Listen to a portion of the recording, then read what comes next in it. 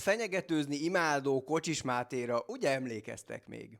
Ha ezt a körzetet elviszi a Tisza, akkor a miniszterelnök személye miatt mindent meg fog itt torolni. Ezt az embert elő fogjuk keríteni, aki ezt az oldalt csinálja. És majd azt is elmondom, hogy miért. Mátéka a hatalomból kiesve némiképpen hangnemet váltott, és írt egy ilyen álőszinte litániát, amiben a választási vereség okait keresi. Ez egy rettentően unalmas és terjengős írás, úgyhogy kiszemezgettem nektek most a lényegét, hogy nektek ne kelljen végigolvasni.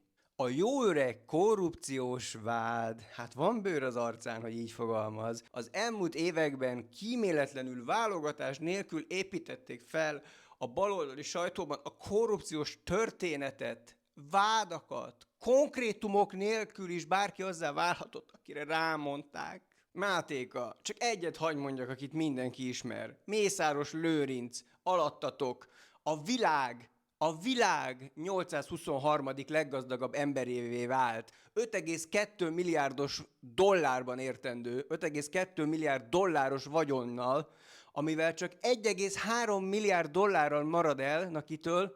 Donald Trumptól. Ezek után hogy van bőr az arcodon, hogy csak leírd azt a kifejezést, hogy korrupciós vád? Ez nem vád, Máté. Korruptak voltatok. Gyalázkodás és hiszterizálás. Nem védekeztünk kellő erővel a Magyar Péter egyre agresszívabb hazugságai ellen.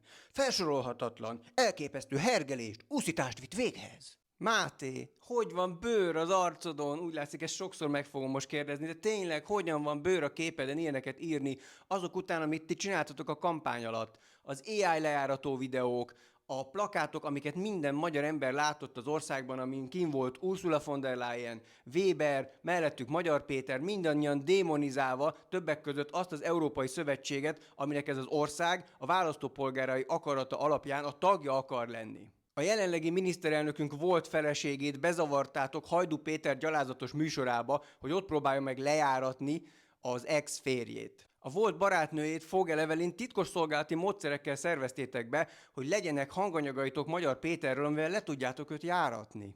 Folyamatosan olyan hazugságokat terjesztettetek Magyar Péterről, hogy nem állnak szóba vele a gyerekei.